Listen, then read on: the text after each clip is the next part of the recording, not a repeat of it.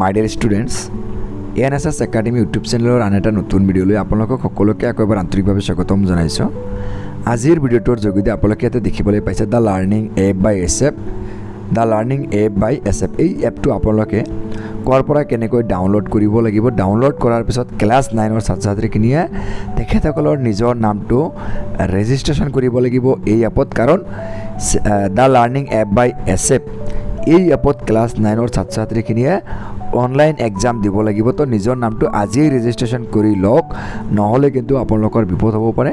So আজিৰ ভিডিঅ'টোত মই এই এপটো কৰ পৰা কেনেকৈ ডাউনলোড কৰিব লাগিব, নিজৰ নামটো কেনেকৈ ৰেজিষ্ট্ৰেশ্যন কৰিব লাগিব, এপটো কেনেকৈ আপোনালোকে চলাব লাগিব, গোটেইখিনি কথা বিতংভাৱে আলোচনা কৰিম। সো ভিডিঅ'টো অলপ দীঘলীয়া হ'লেও কোনো ধৰণৰ স্কিপ নকৰাকৈ ভিডিঅ'টো প্ৰথমৰ পৰা একেলগে চাব। এতিয়া মই আপোনালোকক কি কৰিব লাগিব, এই এপটো পাবৰ কাৰণে আপোনালোকে ক'ত যাব লাগিব, গুগল প্লে ষ্ট'ৰত যাব লাগিব। আপোনালোকৰ সকলোৰে মোবাইলত যিটো গুগল প্লে ষ্ট'ৰ আছে, গুগল প্লে ষ্ট'ৰত যাব। মই ইয়াতে গুগল প্লে ষ্ট'ৰত আহি গ'লোঁ। গুগল প্লে ষ্ট'ৰত আপোনালোকে যোৱাৰ পিছত আপোনালোকে ইয়াতে কি কৰিব, the learning app by ASSEB বুলি আপোনালোকে চাৰ্চ কৰিব। ইয়াতে কৰিব the learning app by ASSEB, এইটো আপোনালোকে মাৰিব the learning app by ASSEB। ইয়াতে আপোনালোকে ক্লিক কৰিব। ক্লিক কৰাৰ লগে লগে আপোনালোকৰ সন্মুখত এনেকুৱা এটা আহিব, the learning app by ASSEB। এই এপটো আপোনালোকে ইনষ্টল কৰি ল'ব লাগিব। মই ইনষ্টল কৰা আছে কাৰণে অ'পেন লিখা আছে। যদি আপোনালোকে ইনষ্টল এতিয়ালৈকে কৰা নাই তেতিয়াহ'লে ইয়াতে অ'পেনৰ ঠাইত তেনেকুৱা ইনষ্টল বুলি লিখা আহিব। আপোনালোকে ইনষ্টলত মাৰি অ'পেন ইনষ্টল কৰি ল'ব। তো এতিয়া মই যিহেতু ইনষ্টল কৰা আছে, মই ইনষ্টল কৰাৰ পিছত অ'পেন আহিছে, মই অ'পেনত ক্লিক কৰিম। অ'পেনত ক্লিক কৰাৰ লগে লগে মোৰ সন্মুখত এনেকুৱা এটা ইণ্টাৰফেচ আহিব। বুজি পাইছে নাই? অ'পেনত মাৰাৰ লগে লগে এনেকুৱা ইণ্টাৰফেচ আহিব। আপোনালোকে ইয়াতে দেখিবলৈ পাব গেট ষ্টাৰ্টেড। এই গেট ষ্টাৰ্টেডত ক্লিক কৰিব লাগিব। মই গেট ষ্টাৰ্টেডত ক্লিক কৰিলোঁ। ক্লিক কৰাৰ পিছত ইয়াতে আপোনালোকে অসমীয়া, বাংলা, বড়ো, ইংৰাজী দেখিবলৈ পাইছে। তো আপোনালোকে যিটো মানে মিডিয়ামত পঢ়ি আছে সেই হিচাপতে আপোনালোকে ক্লিক কৰিব। মই অসমীয়াত ক্লিক কৰিলোঁ। ইয়াতে আপোনালোকে দেখিবলৈ পাইছে আপোনাৰ নিজৰ নামটো ৰেজিষ্ট্ৰেশ্যন কৰিবৰ কাৰণে দুটা প্ৰচেছ আছে। Sign in using registration number. আপুনি ক্লাছ 9ত যিটো ৰেজিষ্ট্ৰেশ্যন পাইছে সেই ৰেজিষ্ট্ৰেশ্যন নাম্বাৰ দি আপুনি কি কৰিব পাৰিব, ৰেজিষ্ট্ৰেশ্যন নাম্বাৰ আৰু ডেট অফ বাৰ্থ দি আপোনাৰ নামটো এই এপত ৰেজিষ্ট্ৰেশ্যন কৰিব পাৰিব। আৰু নহ'লে চাইন ইন ইউজিং ইউজাৰ নাম।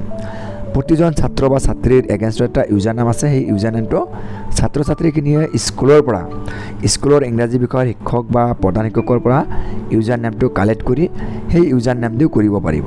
মই পোনপ্ৰথমতে sign in using registration number দি কেনেকৈ কৰিব লাগে এইটো মই দেখাই আছোঁ। চাইন ইন ইউজিং ৰেজিষ্ট্ৰেশ্যন নাম্বাৰত ক্লিক কৰাৰ লগে লগে এনেকুৱা ইণ্টাৰফেচ আহিব। ইয়াতে আপোনালোকে কি কৰিব লাগিব, এণ্টাৰ ইয়ৰ ৰেজিষ্ট্ৰেশ্যন নাম্বাৰ। আপুনি আপোনাৰ ৰেজিষ্ট্ৰেশ্যন নাম্বাৰটো ইয়াতে মাৰিব লাগিব। তাৰপিছত এণ্টাৰ ইয়ৰ বাৰ্থ ডেট, আপোনাৰ ডেট অফ বাৰ্থটো দিব লাগিব। আপুনি ইয়াতে আপোনাৰ ডেট অফ বাৰ্থটো ইয়াতে মাৰিব। মাৰাৰ পিছত আপুনি ইয়াতে চাইন ইন নামৰ যিটো অপশ্যন আছে, অপশ্যনত ক্লিক কৰাৰ লগে লগে এইটো আপোনাৰ খুলি আহিব। আৰু যদি আপুনি সেইটো মানে কৰিব নিবিচাৰে তেতিয়াহ'লে আপুনি আপোনাৰ ইউজাৰ নেম, আপুনি যদি আপোনাৰ ইউজাৰ নেমটো আছে স্কুলৰ পৰা কালেক্ট কৰিছে তেতিয়াহ'লে ইউজাৰ নেম দিও কৰিব পাৰিব। ইউজাৰ নেম দি কৰাৰ লগে লগে ইয়াতে এণ্টাৰ ইয়ৰ ইউজাৰ নেম, আপোনাৰ ইউজাৰ নেমটো ইয়াতে মাৰিব লাগিব।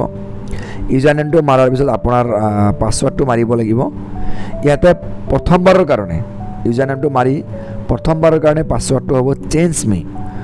পাছৱৰ্ডটো হ'ব চেঞ্জ মি মাৰিব। মাৰাৰ পিছত চাইন ইন মাৰিব। চাইন ইন মাৰাৰ পিছত আপুনি কি কৰিব লাগিব, আপোনাৰ যিটো মানে পাছৱৰ্ড আছে আপুনি নতুনকৈ পাছৱৰ্ডটো সলনি কৰি ল'ব লাগিব। মই এতিয়া চাইন ইন ইউজিং ইউজাৰ নাম আৰু sign in using registration number মই দুয়োটাই আপোনালোকক দেখাম। আপোনালোকে ধৈৰ্য সহকাৰে ভিডিঅ'টো চাই থাকক।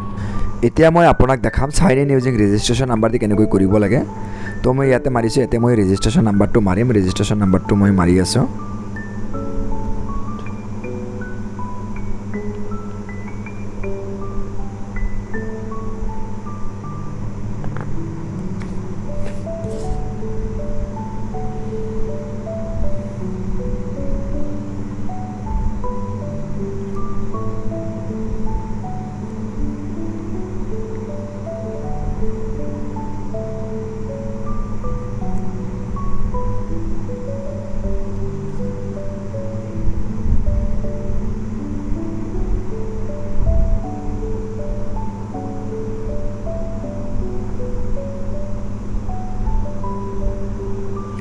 এতিয়া মই ইয়াতে এটা কাম কৰিব, আপোনালোকে ইয়াতে মই 2010টো চিলেক্ট কৰিলোঁ।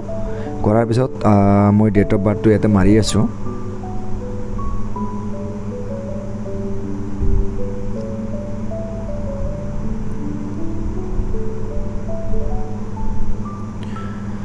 এতিয়া মই এইকাৰণে ব্লাৰ কৰি ৰাখিছোঁ কাৰণ ৰেজিষ্ট্ৰেশ্যন নাম্বাৰ আৰু তেওঁৰ ডেট অফ বাৰ্থটো আমি কি কৰিব নোৱাৰিম, মই আপোনালোকৰ লগত শ্বেয়াৰ কৰিব নোৱাৰিম। এতিয়া মই চাইন ইনত মাৰিম।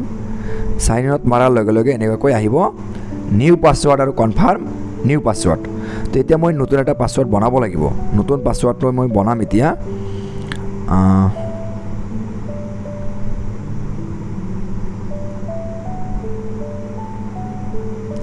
আৰু সেইটো মই কনফাৰ্ম কৰিব লাগিব।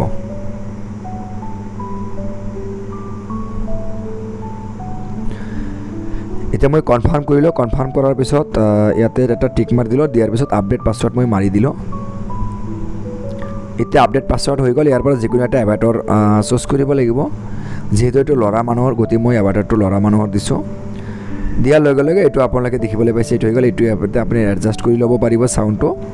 এতিয়া মই কণ্টিনিউত মাৰিলোঁ। কণ্টিনিউত মাৰাৰ লগে লগে ইয়াতে শ্ব' মাই স্ক'ৰ এইটো আপুনি য়েছ মাৰিব।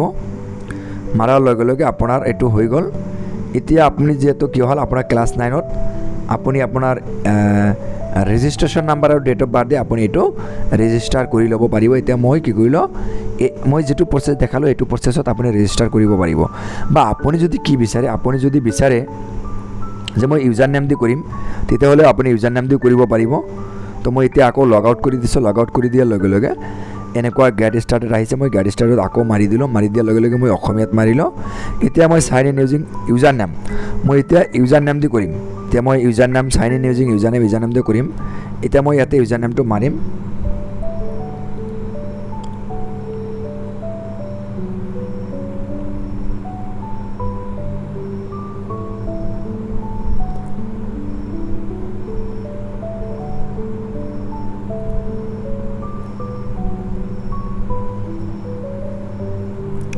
মই এখেতৰ ইউজাৰ নেমটো মাৰিলোঁ। মই এবাৰ চেক কৰি আছোঁ।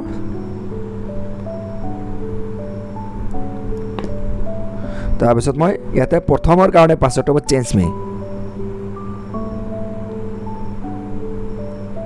আপোনালোকে যদি ইউজাৰ নেম দি কৰিব বিচাৰে তেতিয়াহ'লে ইউজাৰ নেমটো মাৰিব। ইয়াতে চেঞ্জ মি হ'ব পাছৱৰ্ড, ঠিক আছে। তাৰপিছত চাইন ইনত মাৰিব। চাইন ইনত মাৰাৰ লগে লগে এনেকুৱাকৈ খুলি আহিব।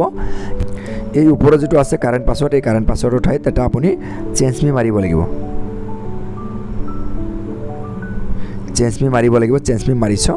তাৰপিছত ইয়াতে আপুনি নিউ পাছৱৰ্ডটো মাৰিব। নিউ পাছৱৰ্ডটো মই মাৰিছোঁ। ইয়াতে এই পাছৱৰ্ডটো কনফাৰ্ম কৰিব লাগিব। কনফাৰ্ম কৰিবৰ কাৰণে এইটো মাৰিব লাগিব। এতিয়া মই আপডেট পাছৱৰ্ড মাৰি দিলোঁ। আপডেট পাছৱৰ্ড মাৰি দিয়াৰ লগে লগে এইটো ল'ৰাৰ, সেইকাৰণে মই ল'ৰাৰ এবেটৰ এটা চুজ কৰিছোঁ। তাৰপিছত ইয়াতে আপুনি চাউণ্ডটো এডজাষ্ট কৰি ল'ব পাৰিব। তাৰপিছত কণ্টিনিউত মাৰিব। কণ্টিনিউত মাৰাৰ পিছত য়েছ শ্ব' মাই স্ক'ৰ ইয়াতে মাৰিব। মাৰাৰ লগে লগে আপোনাৰ কিটো হৈ গ'ল, এইটো আপোনাৰ নামটো ৰেজিষ্ট্ৰেশ্যন হৈ গ'ল এপত। তো ৰেজিষ্ট্ৰেশ্যন নাম্বাৰ আৰু আপোনাৰ registration number date of birth দি কেনেকৈ আপোনাৰ নামটো ৰেজিষ্ট্ৰেশ্যন কৰিব লাগে এই যিটো দ্য লাৰ্ণিং এপ বাই ASSEBত, আৰু আপোনাৰ ইউজাৰ নেম দি কেনেকৈ কৰিব লাগে, গোটেইখিনি মই প্ৰচেছটো দেখালোঁ। এপটো ডাউনলোড কৰাৰ পৰা আৰম্ভ কৰি এই প্ৰচেছত আপোনালোকে আপোনালোকৰ নামটো ৰেজিষ্ট্ৰেশ্যন কৰি ল'ব লাগিব। আজিয়ে আপোনালোকে ৰেজিষ্ট্ৰেশ্যন কৰি লওক, কাৰণ আপোনালোকে লেভেল 1ৰ পৰা লেভেল 25লৈকে, ইয়াতে 25টা লেভেল আছে ক্লাছ 9ৰ কাৰণে। এই 25 নম্বৰ লেভেললৈকে ক্লাছ 9ৰ ছাত্ৰ ছাত্ৰীখিনিয়ে কমপ্লিট কৰিব লাগিব। আৰু আপোনালোকে এই লেভেল 1ৰ পৰা লেভেল 25লৈকে যিমানকেইটা লেভেল আছে, লেভেলৰ ভিডিঅ' লিংক মোৰ এই ভিডিঅ'ৰ ডেছক্ৰিপশ্যন বক্সত দিয়া থাকিব। গোটেইবোৰ লেভেলৰ যিবোৰ কুৱেশ্যন আনচাৰ আছে আপোনালোকে মোৰ ভিডিঅ'বিলাকত পাই থাকিব। চ' মোৰ চেনেল যদি নতুনকৈ আহিছে, মোৰ চেনেলটো ছাবস্ক্ৰাইব কৰি কাষতে থকা বেল আইকনটো প্ৰেছ কৰি থ'বলৈ নাপাহৰিব। Thank U.